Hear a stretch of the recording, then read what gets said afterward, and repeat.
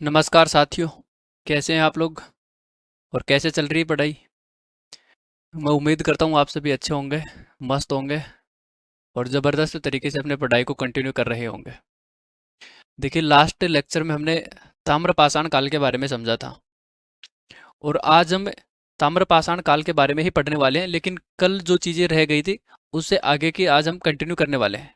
कल जो हमने पढ़ लिया उससे आगे का आज हम कंटिन्यू करने वाले हैं।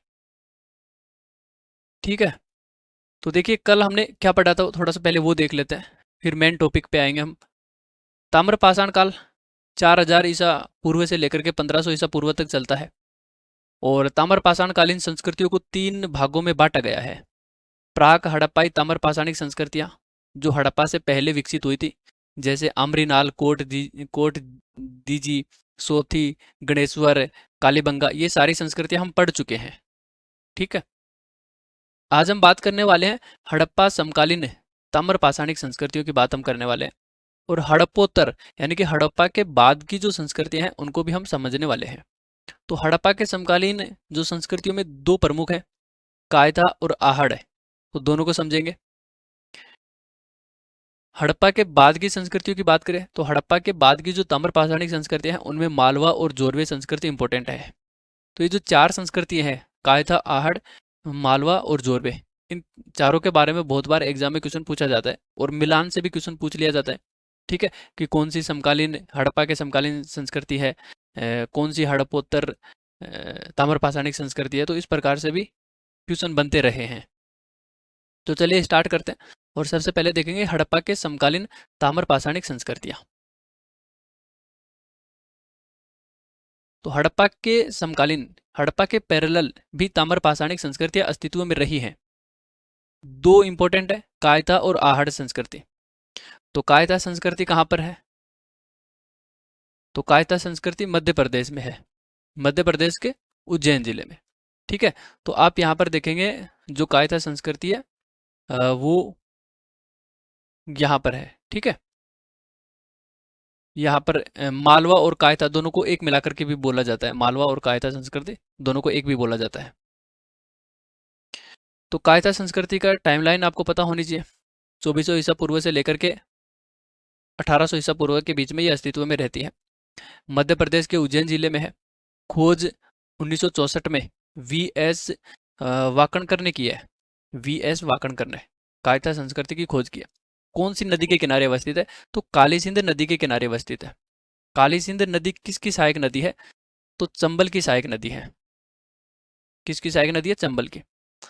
और ये चीजें आप भूगोल में भी पढ़ते हैं, ज्योग्राफी में भी पढ़ते हैं, नदियां उनकी सहायक नदियां हैं।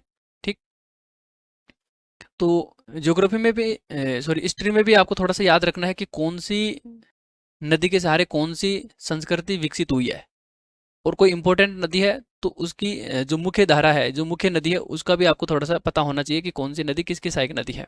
तो काली सिंध नदी चंबल नदी की एक सहायक नदी है। तो कायथा के बारे में तीन चार पॉइंट आपको ध्यान में रखने हैं। देखिए, ताम्र पाषाणिक संस्कृति बहुत बड़ी नहीं है। अगर गणेशवर और कालीबंगा को छोड़ दिया जाए तो ये बहुत बड़ी नहीं है, छोटी छोटी संस्कृतियां हैं। कायथा से हमको कुछ वस्तुएं प्राप्त हुई है, जैसे तांबे की चूड़ियां प्राप्त हुई है, कुल्हाड़ी प्राप्त हुई है, मनके यहाँ से मिले हैं, करसी व अनाज के प्रमाण हमको हमको यहाँ से मिले हैं। तीन प्रकार के मर्द भांड के साक्ष्य हमको यहाँ से मिलते हैं। एक तो अत्यंत मजबूत मर्द भांड मिला है, एक निम्न स्तरीय मर्द भांड भी यहाँ से प्राप्त हुआ है, एक लहरदार मर्द भांड है जिसके ऊपर कुछ इस प्रकार से लहरदार आकृति निर्मित की गई थी।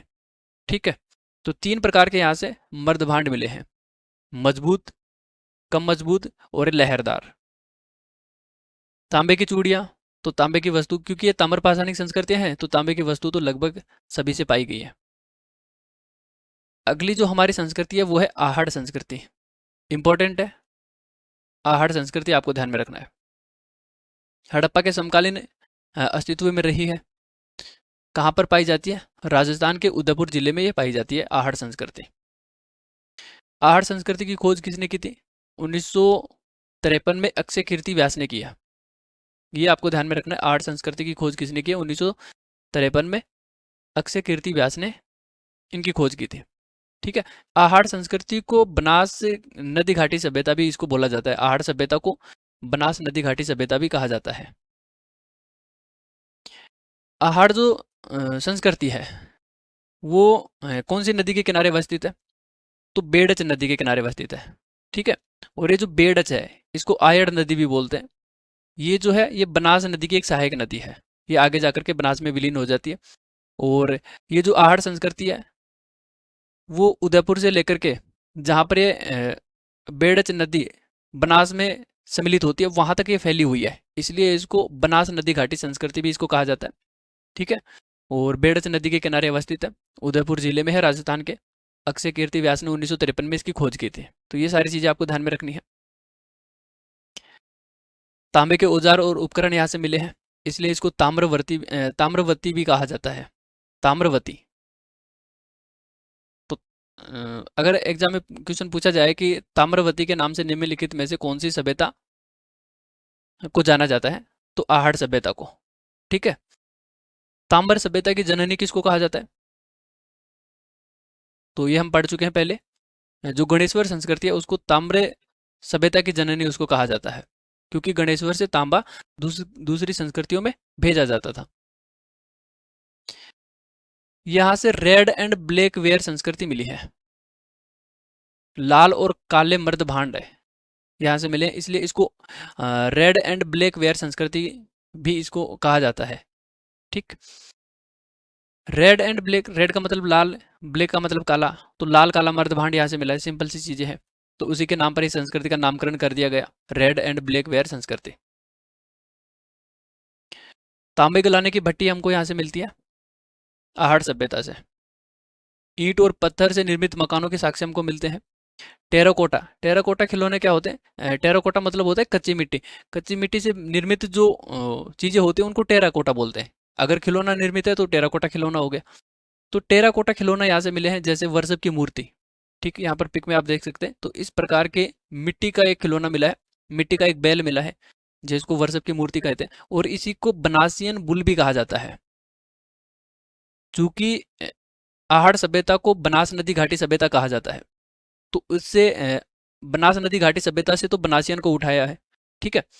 और बैल मतलब, बैल को अंग्रेजी में बुल बोलते हैं। तो अगर एग्जाम में थोड़ा सा पूछा जाए घुमा करके कि बनासियन बुल के प्रमाण या साक्ष्य निम्नलिखित में से कौन सी सभ्यता से मिले हैं, तो आहड़ सभ्यता आपको ध्यान में रखनी है। ठीक है। क्या क्या याद रखना है? ताम्रवती के नाम से कौन सी सभ्यता जानी जाती है? रेड एंड ब्लैक वेयर संस्कृति के नाम से कौन सी सभ्यता जानी जाती है?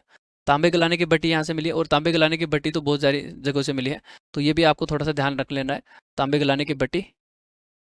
ठीक है। बनासियन बुल के साक्ष्य हमको कहाँ से मिलता है? और कई बार क्या होता है कि जो मूर्तियां हमको मिलती हैं उनकी मतलब धातु भी पूछ लेता है कि वो किस से निर्मित है।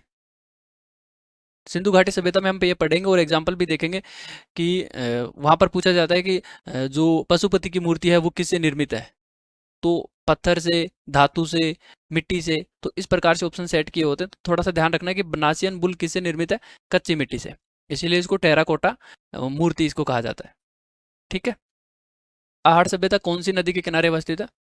आयड़ या बेडच नदी के किनारे अवस्थित है?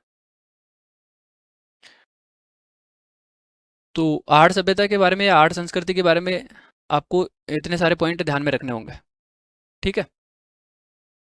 अब यहाँ से और सारी चीजें भी मिली हैं, जैसे तांबे की 6 मुद्राएं यहाँ से मिली हैं, 3 मुहर मिली है जिन पर एक पर तो त्रिशूल है।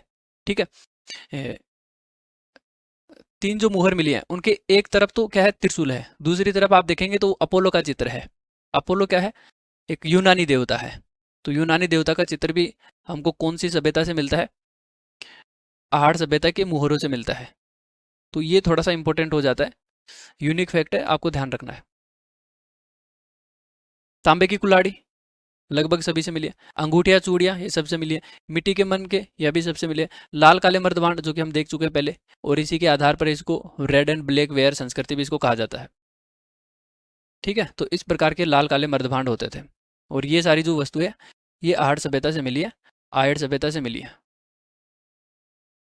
तो आयड़ सभ्यता के बारे में इंपॉर्टेंट है, क्योंकि आपको याद रखना है नदी के बारे में, खोज किसने की है, कहाँ पर है, और क्या क्या इंपॉर्टेंट चीज़ें यहाँ से मिली हैं।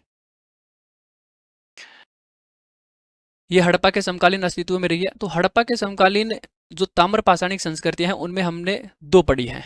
एक कायथा जो कि मध्य प्रदेश के उज्जैन जिले में है, दूसरी आहड़ सभ्यता जो कि राजस्थान के उदयपुर जिले में है। दोनों की लोकेशन आपको पता होनी चाहिए।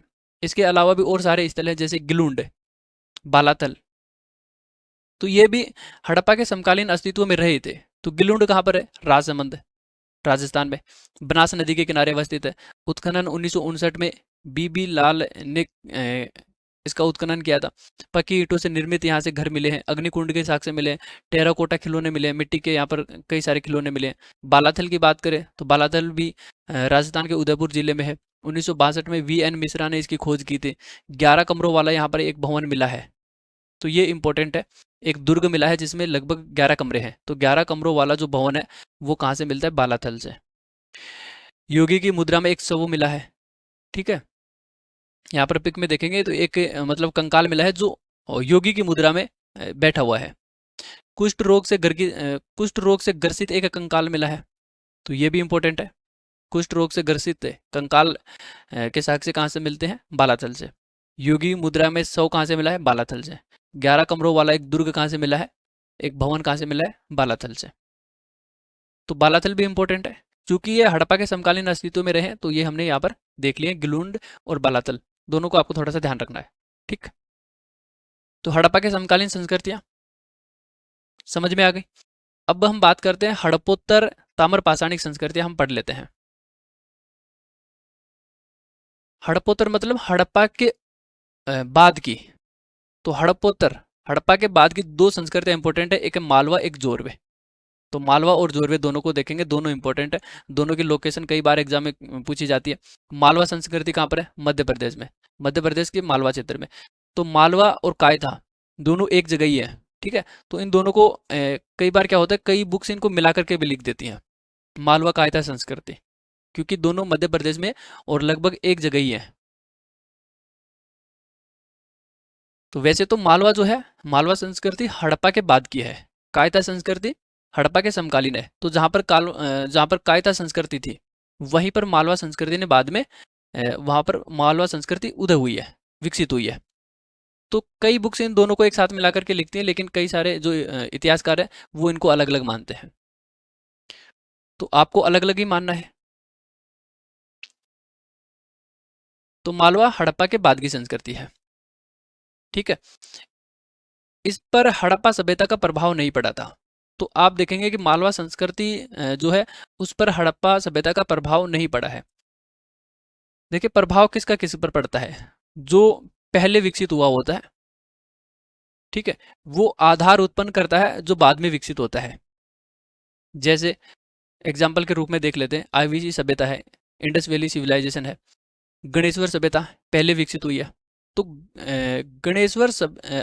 जो सिंधु घाटी सभ्यता है इसके ऊपर प्रभाव पड़ा गणेश्वर सभ्यता का, ठीक है। सिंधु घाटी सभ्यता से बाद में विकसित हुई है मालवा संस्कृति या मालवा सभ्यता। तो मालवा संस्कृति के ऊपर प्रभाव पड़ना चाहिए था सिंधु घाटी सभ्यता का, लेकिन ऐसा नहीं हुआ है। तो मालवा संस्कृति अपने आप में अलग थी, ठीक है, उनको सिंधु घाटी सभ्यता के लोगों से कोई मतलब नहीं था। तो ये इसलिए एग्जाम में क्वेश्चन इंपॉर्टेंट हो जाता है। तो मालवा संस्कृति के ऊपर सिंधु घाटी सभ्यता का कोई प्रभाव नहीं पड़ा। ये सिंधु घाटी सभ्यता से पूरी तरीके से अलग थे। कैसी सभ्यता थी? ताम्र पाषाणिक सभ्यता थी। काल इसका सिंधु घाटी सभ्यता के बाद का था, इसलिए इसको हड़प्पोत्तर ताम्र पाषाणिक संस्कृतियों में इसको गिना जाता है, ठीक है। ये चीज कंप्लीट हुई। प्रमुख स्थल देख लेते हैं। मालवा संस्कृति के कुछ प्रमुख स्थल हैं जैसे एरण। तो एरण के बारे में पूछ लिया जाता है कि एरण जो पुरातात्विक स्थल है ये निम्नलिखित में से कौन सी संस्कृति से संबंधित है, कौन सी सभ्यता से संबंधित है? तो मालवा संस्कृति से संबंधित है। एरण किससे संबंधित है? मालवा से। किलेबंद के हमको यहाँ से साक्ष्य मिलते हैं। नागदा भी पूछा जाता है कि नागदा जो पुरातत्व स्थल है ये कौन सी संस्कृति से संबंधित है? तो मालवा से। नवदा टोली, तो एरण, नागदा और नवदा टोली ये बहुत बार एग्जाम में क्वेश्चन पूछे जाते हैं। सोनार गांव अपने आप में इंपॉर्टेंट है। सोनार गांव क्यों इंपॉर्टेंट है? तो इसको थोड़ा सा याद रखना है। सोनार गांव है कहाँ पर? एमपी में, क्योंकि पूरी मालवा संस्कृति एमपी में है, तो ये जो स्थल है ये एमपी में अपने आप होंगे। अब ये सोनार गांव इंपॉर्टेंट क्यों है? क्योंकि सोनार गांव पहला ऐसा गांव है जो 3 भागों में विभाजित था। कितने भागों में? 3 भागों में। और तीनों भागों में विभाजित था, तो इसकी संरचना अपने आप में इंपॉर्टेंट है, क्योंकि ये जो 3 भाग बनाए गए हैं इनमें अलग अलग प्रकार के व्यक्तियों को बसाया गया था। जैसे सबसे पश्चिम में जो शिल्पकार थे, शिल्पी लोगों को बसाया गया सबसे पश्चिम में। सबसे पूर्व में जनता को बसाया गया था, और बीच में जो लोग थे वो सरदार लोग थे, यानी कि शासक प्रशासक लोग थे बीच में। तो इस प्रकार से जो नगर नियोजन था वो यहाँ का इंपॉर्टेंट है, सोनार गांव का। तो सोनार गांव के बारे में इसलिए भी पूछा जाता है कि सोनार गांव निम्नलिखित में से कौन सी संस्कृति से संबंधित है? तो आपको ध्यान रखना है मालवा। मालवा संस्कृति से संबंधित है कहाँ पर सोनार गांव? एमपी में। ठीक है, सोनार गांव को 3 भागों में विभाजित किया गया था।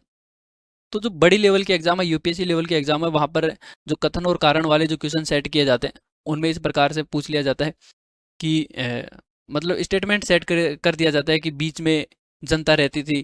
ठीक है, तो बीच में जनता नहीं, जनता सबसे पूर्व में, सबसे पश्चिम में शिल्पी लोग, जो कारीगर वगैरह थे। ठीक है, जो हथियार बनाते थे, मूर्ति का निर्माण करते थे, तो शिल्पी लोग वो। और बीच में सरदार लोग, प्रशासक लोग। ठीक है, तो ये थोड़ा सा डायग्राम स्ट्रक्चर आपको ध्यान में रखना है, माइंड में रखना है थोड़ा सा। नवदा टोले, क्योंकि नवदा टोली इंपॉर्टेंट है, मालवा का एक प्रमुख शहर है, तो इसको थोड़ा सा देख लेते हैं अपन। नवदा टोली है कहाँ पर? मध्य प्रदेश में। मध्य प्रदेश के खरगोन जिले में है, नर्मदा नदी के किनारे अवस्थित है। तांबे की तुलना में पत्थर के उपकरण यहाँ से अत्यधिक संख्या में मिले हैं, और लगभग 20,000 पत्थर के उपकरण यहाँ से मिले हैं। 20,000 औजार हमको यहाँ से मिलते हैं पत्थर के। लगभग सभी प्रकार के अनाजों के साक्ष्य हमको नवदा टोली से मिलते हैं, जैसे गेहूं, जौ, चावल, मूंग, बाजरा। तो इन सभी के लगभग सभी अनाजों के साक्ष्य यहाँ से मिलते हैं। और भी है, अग्निकुंड के साक्ष्य हमको नवदा टोली से मिलते हैं। व्रताकार घर के साक्ष्य हमको यहाँ से मिलते हैं। मिट्टी का मर्तबान है, ये आपको ध्यान रखना है। मिट्टी का जार, मर्तबान मतलब जार, और जार कैसा होता है? इस प्रकार का है। तो मिट्टी का जार कहाँ से मिलता है? नवदा टोली से। नवदा टोली का संबंध कौन सी संस्कृति से है? मैं बार बार बोल रहा हूँ, इसलिए बोल रहा हूँ क्योंकि ये एग्जाम में पूछा जाता है। मालवा संस्कृति से। ठीक है, इस मिट्टी के बर्तन पर ये जो मर्तबान था, मिट्टी का जो जार था, इसके ऊपर स्त्री, तीर, मगरमच्छ, मंदिर नुमा आकृति, इस प्रकार के कई सारे चित्र बनाए गए थे। अब हम बात करते हैं अगली जो हमारी संस्कृति है, हड़प्पोत्तर संस्कृति। हड़प्पा के बाद की संस्कृति जो इंपॉर्टेंट है वो है जोरवे संस्कृति। तो नेक्स्ट हेडिंग आपको लगा लेनी है जोरवे संस्कृति। चूंकि ये हड़प्पा के बाद में अस्तित्व में रही है, तो इसका जो आप कालक्रम देखेंगे लगभग 1400 ईसा पूर्व से लेकर के 700 ईसा पूर्व के बीच में यह अस्तित्व में रहती है। जोरवे संस्कृति कहाँ पर पाई जाती है? महाराष्ट्र में। आप लोकेशन मैप में यहाँ पर देख सकते हैं, तो यहाँ पर है महाराष्ट्र में ये जोरवे संस्कृति। ठीक है, जोरवे संस्कृति के जो स्थल हैं वो अगर महाराष्ट्र में विदर्भ को छोड़ दे और कोंकण तट को अगर छोड़ दिया जाए, तो लगभग लगभग पूरे महाराष्ट्र से जोरवे संस्कृति के हमको साक्ष्य मिले हैं। जोरवे जो प्रमुख स्थल था जोरवे, ये परवरा नदी के किनारे अवस्थित था। हालांकि जोरवे संस्कृति पूरे महाराष्ट्र में फैली हुई थी, लेकिन इसका भी तो कोई एक इम्पोर्टेंट शहर होगा जहां इसका केंद्र होगा। तो ये जो जोरवे था, जो इस सभ्यता का केंद्र था, सेंटर था, ये परवरा नदी के किनारे अवस्थित था। अब परवरा के बारे में कई बार पूछ लिया जाता है, क्योंकि जो इंपॉर्टेंट होता है एग्जाम में वही चीज़ पूछी जाती है, जो इंपॉर्टेंट नहीं होती है वो नहीं पूछी जाती। तो परवरा नदी किसकी सहायक नदी है? तो जियोग्राफी में ये क्वेश्चन बन सकता है, परवरा नदी किसकी सहायक नदी है? तो गोदावरी की प्रमुख सहायक नदी है परवरा। ध्यान रखना है, प्रवाहित कहाँ पर होती है? महाराष्ट्र में प्रवाहित होती है।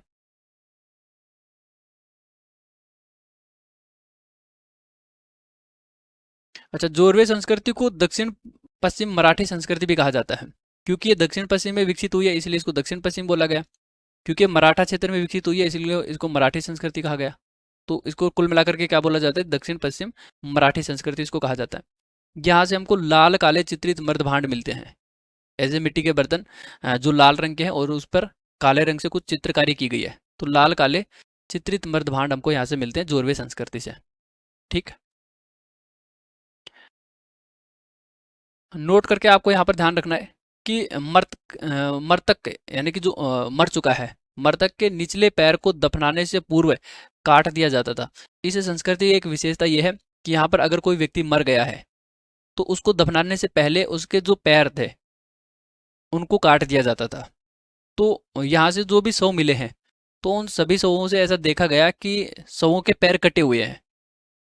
तो यहाँ पर हो सकता है कि ये कोई ऐसा ट्रेंड चल रहा हो, मान्यता चल रही हो कि दफनाने से पहले उनके पैर काटे जाते हो।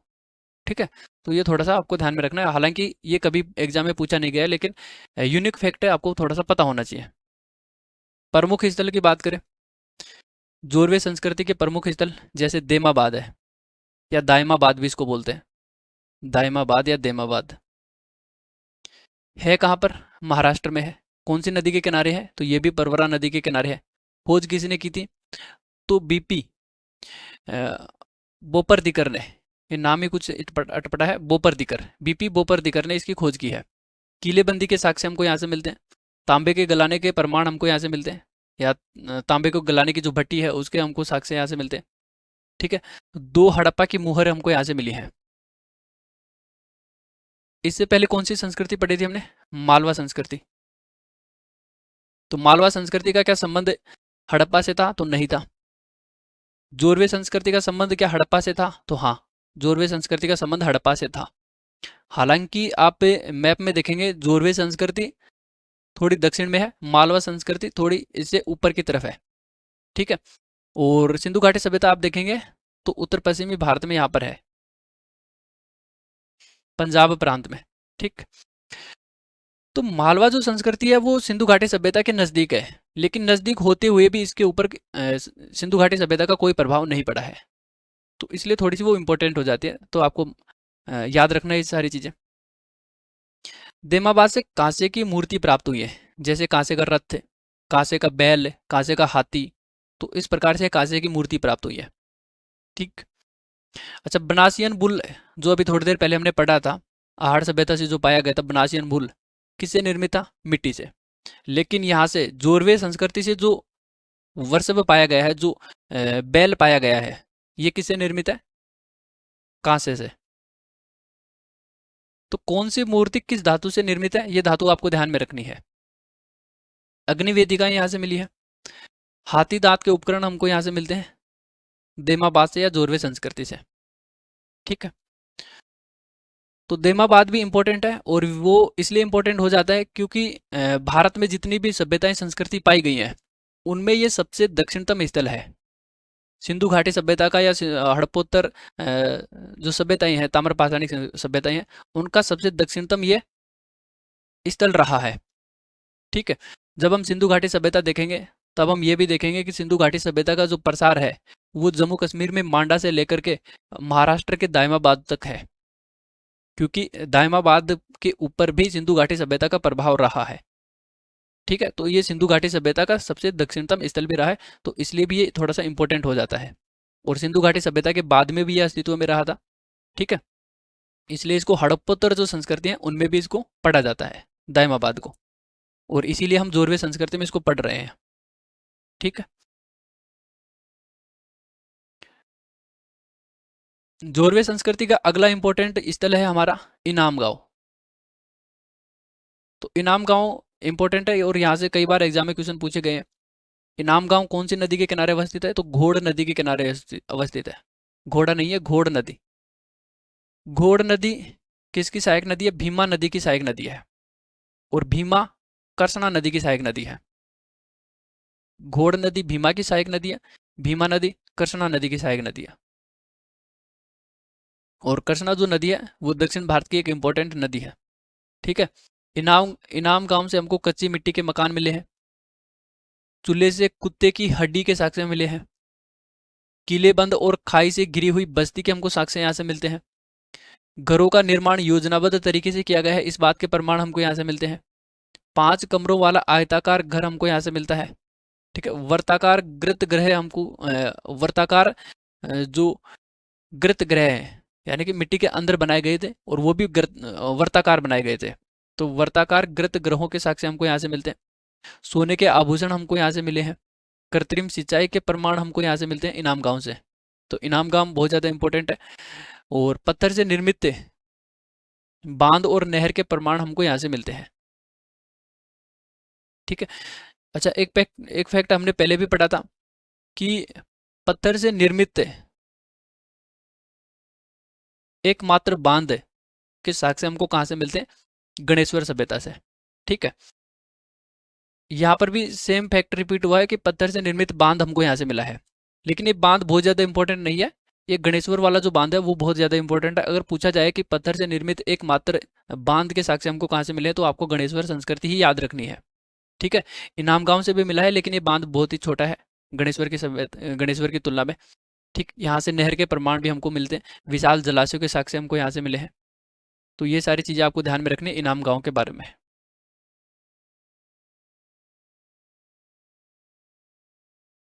तो देखिए, अभी हमने क्या क्या पढ़ लिया, थोड़ा सा देख लेते हैं एक बार। हड़प्पा समकालीन संस्कृति में हम पढ़ चुके हैं। हड़प्पा समकालीन संस्कृति की बात करें तो इसमें हमने दो पढ़ी है। कौन कौन सी पढ़ी है? एक कायथा संस्कृति पढ़ी है और दूसरी पढ़ी है आहड़ संस्कृति। ठीक। हड़प्पोत्तर की बात करें,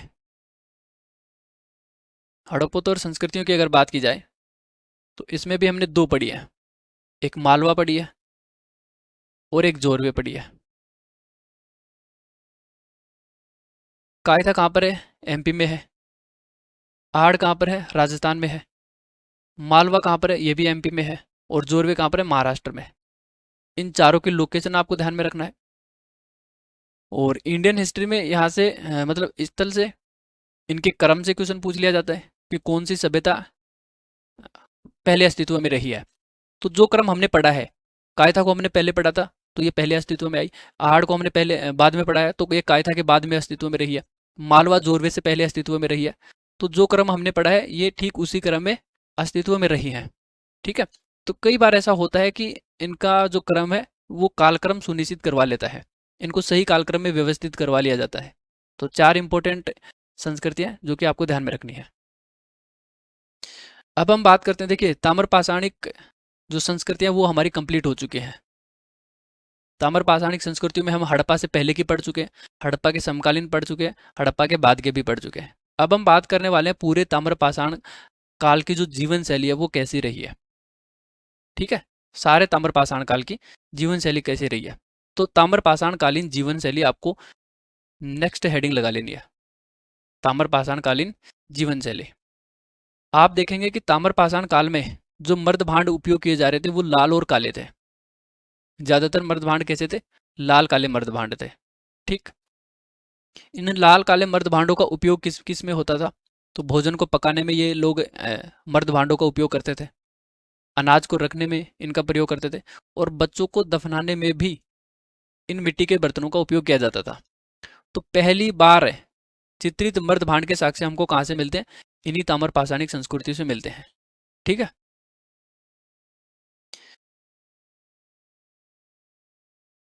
अच्छा, ताम्र पाषाण काल की एक और विशेषता रही है कि यहाँ पर मृतकों के साथ आवश्यक सामग्रियां दफनाई गई हैं, और ये उच्च पुरा पाषाण काल में भी हमको ये देखने को मिला था।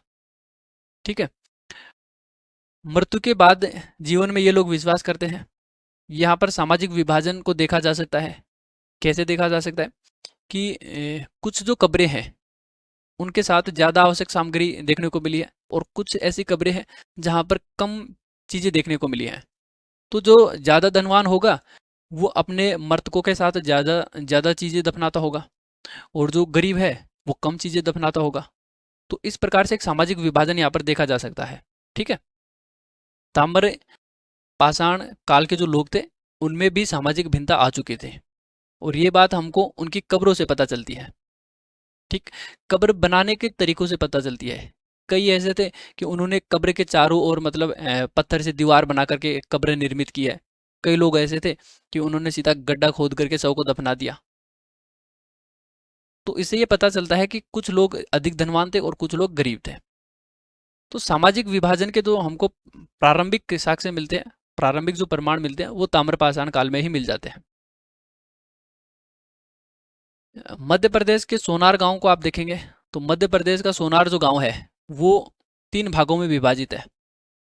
उसको 3 भागों में बसाया गया है। सबसे पूर्व में जनता, जो आम लोग थे, सबसे पश्चिम में जो कारीगर लोग थे, शिल्पी, और बीच में सरदार लोग थे। ठीक है, जो प्रशासन से संबंधित थे। तो सोनार गांव का जब आप नगर नियोजन देखेंगे तो उससे भी आपको पता चलेगा कि अ, ताम्रपाषाण काल में सामाजिक विभाजन हो चुका था, समाज का विभाजन होने लगा था धीरे धीरे। ठीक है, क्योंकि यहाँ पर पूरा गांव ही इस प्रकार से बसाया गया है, आम जनता को अलग, कारीगरों को अलग और सरदारों को अलग। तो सामाजिक जो विभाजन है ये बहुत पहले से अस्तित्व में रहा है और ताम्रपाषाण काल से ये अस्तित्व में रहा है। तो ये चीजें समझ में आई आपको? अगली विशेषता देखते हैं। ताम्रपाषाण कालीन लोग भवन की जो भवन निर्माण कला से परिचित थे, और कई सारे जगहों से हमको भवन मिलते हैं, जैसे इनाम गांव है। दुर्ग निर्माण कला से लोग परिचित थे, तो एरण से हमको दुर्ग मिलते हैं। इनाम गांव, कायथा, तो बहुत सारे जगहों से हमको दुर्ग के प्रमाण मिलते हैं। आजीविका के मुख्य साधन की अगर बात की जाए तो ताम्रपाषाण कालीन जो लोग थे वो पशुपालन करते थे, कृषि कार्य करते थे, और हम ये पढ़ चुके हैं कि उच्च पुरापाषाण काल से ही कृषि की जाती रही है।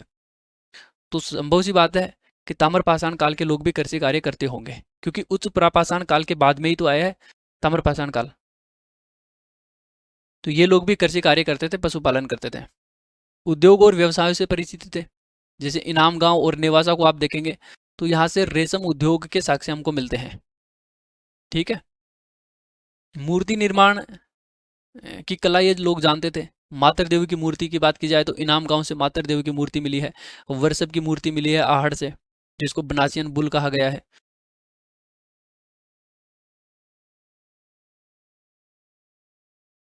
ठीक है, तो ताम्रपाषाण कालीन पुरातत्व सामग्रियां भौतिक एवं आर्थिक गतिविधियों की जानकारी तो देती है, लेकिन राजनीतिक और धार्मिक विषय में ये मौन रहती है। धार्मिक और राजनीतिक जीवन के बारे में ये कुछ नहीं बताती है। तो ताम्रपाषाण काल में जितने भी हमको पुरातात्विक साक्ष्य मिले हैं उनके आधार पर हम ये अनुमान लगा सकते हैं कि वो लोग किस प्रकार से जीवन व्यापन करते थे, उनकी आर्थिक स्थिति क्या थी, उनकी भौतिक स्थिति क्या थी, सामाजिक स्थिति क्या थी।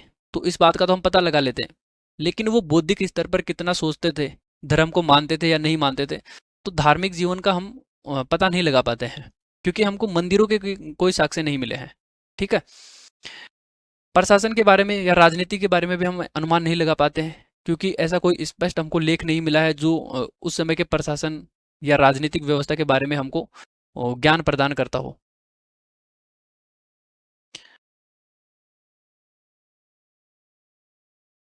तो देखिए, इस वीडियो में हम जो ताम्रपाषाण काल था उसकी बची हुई संस्कृतियां पढ़ चुके हैं, और ताम्रपाषाण कालीन जीवन शैली के बारे में भी हम समझ चुके हैं। अब कुछ ऐसी संस्कृतियां हैं जो हड़प्पा सभ्यता के बाहर कर सक जो हड़प्पा सभ्यता के बाहर जो कर्षक संस्कृतियां उद्भव हुई है, जैसे हड़प्पोत्तर संस्कृति है। ठीक है, हड़प्पा के समकालीन जैसे मालवा संस्कृति है, ये हड़प्पा में नहीं आती, ये बाहर आती है, हड़प्पा से बाहर आती है। ये एक प्रकार की कर्षक संस्कृतियां रही है, ताम्रपाषाणिक संस्कृतियां रही है, ग्रामीण संस्कृतियां रही हैं। तो इनका महत्व क्या रहा है? तो हड़प्पा के बाहर जो कर्षक संस्कृतियां अस्तित्व में आई, इनका महत्व क्या रहा है? तो महत्व हम थोड़ा सा देख लेते हैं। हड़प्पा सभ्यता के पतन के बाद भी इन संस्कृतियों ने किसी न किसी रूप में तकनीकी ज्ञान को बनाए रखा है। सबसे इंपॉर्टेंट चीज, जब हड़प्पा सभ्यता का पतन हो गया तो हड़प्पा सभ्यता के समय जो ज्ञान विकसित हुआ था, जो कलाएं विकसित हुई थी, उनको बनाए रखा इन संस्कृतियों ने। ठीक है, जैसे दुर्ग निर्माण की जो कला है वो इन्होंने बनाए रखी, मूर्ति निर्माण की कला है। वरना आज हमको थोड़ी पता चलता है कि हमको मूर्तियां भी बनानी होती हैं। हमारे जो पूर्वज थे, ताम्रपाषाण कालीन लोग थे, वो मूर्ति बना रहे थे उस समय, तो उन्हीं से हमने सीखा है। तो इसी प्रकार से हड़प्पा के लोगों से उन्होंने सीखा था। ठीक है, तो हड़प्पा की तकनीकों को बनाए रखने का कार्य ये हड़प्पा के बाहर की संस्कृतियों ने किया है। प्रथम और द्वितीय नगरीकरण को आधार प्रदान करने का कार्य भी इन्होंने किया है। प्रथम नगरीकरण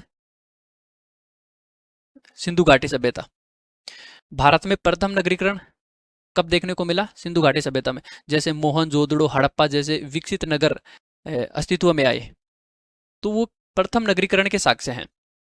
प्रथम नगरीकरण को आधार किससे मिला है? जो हड़प्पा के पहले संस्कृतियां मौजूद रही हैं, जिनको हम प्राक हड़प्पाई ताम्र पाषाणिक संस्कृतियां बोलते हैं। तो ये वही कर्षक संस्कृतियां हैं जिन्होंने प्रथम नगरीकरण को आधार प्रदान किया था। ठीक है। अच्छा, इन्होंने द्वितीय नगरीकरण को भी आधार प्रदान किया है। कैसे? तो द्वितीय नगरीकरण, जो सेकेंड अर्बनाइजेशन हुआ भारत में, वो महाजनपद काल के समय हुआ था। महाजनपद काल हम आगे पढ़ेंगे। तो महाजनपद काल के समय जो द्वितीय नगरीकरण क्रांति आई, जो द्वितीय नगरीय क्रांति हुई, तो इसको आधार मिला इन्हीं हड़प्पा के बाहर, हड़प्पा सभ्यता के बाहर विकसित कृषक संस्कृतियों से। ठीक है। तो ये जो कृषक संस्कृतियां हैं, इन्होंने प्रथम नगरीकरण और द्वितीय नगरीकरण दोनों को संभव बनाने का कार्य किया है, दोनों को एक बेस प्रदान किया है, आधार प्रदान किया है। तीसरा पॉइंट यह है कि प्राचीन संस्कृतियों के धार्मिक मनोभाव, रीति रिवाजों का जो प्रभाव है वो आधुनिक जीवन पर भी पड़ा है। प्राचीन समय में, अब देखिए, हमको नहीं पता था कि हमको वस्त्र पहनने या नहीं पहनने, हड़प्पा के लोग पहनते थे। ठीक है, तो वो ट्रेंड वहां से चलता आ रहा है। अतः इससे पहले लोग नंगे रहते थे, तो उनको नहीं पता था। लेकिन धीरे धीरे मानव में जो बौद्धिक क्षमता का विकास होता गया, ठीक है, तो उन्होंने फिर समय के साथ अपने तन को ढकना शुरू कर दिया। ठीक, अनाज खाना शुरू कर दिया। लेकिन आज हमको थोड़ी पता होता है कि हमको अनाज भी खाना होता है, गेहूं खाने होते हैं, चावल खाने होते हैं। ये सभी हमने हड़प्पा के लोगों से, हमारे पूर्वजों से सीखे हैं। तो ये जो ज्ञान है वहां से चलता हुआ आ रहा है, और इसका प्रभाव हम आज भी देख सकते हैं। तो आधुनिक जीवन पर भी हड़प्पा संस्कृति का प्रभाव पड़ा है। हड़प्पा संस्कृति में जो बैलगाड़ी उपयोग की जाती रही है, आज भी आप देखेंगे कि कई जगहों पर बैलगाड़ी उपयोग में ली जाती है। तो ये सारी चीजें हमने कहाँ से सीखी है? हड़प्पा से। ठीक है। हड़प्पा का नगर नियोजन आप देखेंगे, तो हड़प्पा का जो नगर नियोजन था वो बहुत ही सुविकसित था। सुनियोजित तरीके से हड़प्पा को बसाया गया था, मोहनजोदड़ो को बसाया गया था। ठीक है। और यही जो नगर नियोजन है, आप आज के समय में देखेंगे, जो चंडीगढ़ में आप देख सकते हैं, तो चंडीगढ़ से जो शहर है वो हड़प्पा की तरह ही बिल्कुल प्लानिंग करके बसाया गया है, सुनियोजित तरीके से बसाया गया है। तो ये जो सारा ज्ञान था वो हमने कहाँ से सीखा था? पहले वाली संस्कृतियों से। ठीक है। जो हम पशु पूजा करते हैं आज के समय, बैल की पूजा की जाती है, बैलों को खाना वगैरह खिलाया जाता है। ठीक है। गाय को हम राष्ट्रीय माता मानते हैं। तो ये सारी चीज़ें हमने कहाँ से सीखी है? प्राचीन संस्कृतियों से। वृक्ष पूजा, जैसे पीपल की पूजा की जाती है, तो ये भी हमने पहले से सीखा, वहीं से उन्हीं से सीखा है। मृतक संस्कार, कि मरने के बाद व्यक्ति को जलाया जाता है या दफनाया जाता है। तो ये सारी चीज़ें हम जो प्राचीन कृषक संस्कृतियाँ हैं उन्हीं से हम सीखते आए हैं। ठीक है। तो प्राचीन कृषक संस्कृतियों का प्रभाव आधुनिक जीवन पर भी पड़ा है, तो इनका बहुत ही ज़्यादा इम्पोर्टेंट रोल रहा है हमारे जीवन में। तो ये सारी चीज़ें आपको थोड़ी थोड़ी याद रखनी है। बड़ी लेवल के एग्जाम में इस प्रकार के कथन और कारण वाले क्वेश्चन में ये स्टेटमेंट पूछे जा सकते हैं। बाकी जो छोटी लेवल के एग्जाम होते हैं उनमें ऐसे इस प्रकार के क्वेश्चन नहीं बनते हैं। छोटी लेवल के एग्जाम में सिर्फ फैक्ट पूछता है कि बनासियन बुल कहाँ से पाया गया, कौन सी सभ्यता किसके किनारे अवस्थित है, या मिलान करने वाले क्वेश्चन पूछ लेगा, या उनको सही क्रम में व्यवस्थित करवा लेगा। ठीक है, उनका सही जो कालक्रम है वो पूछ लेगा।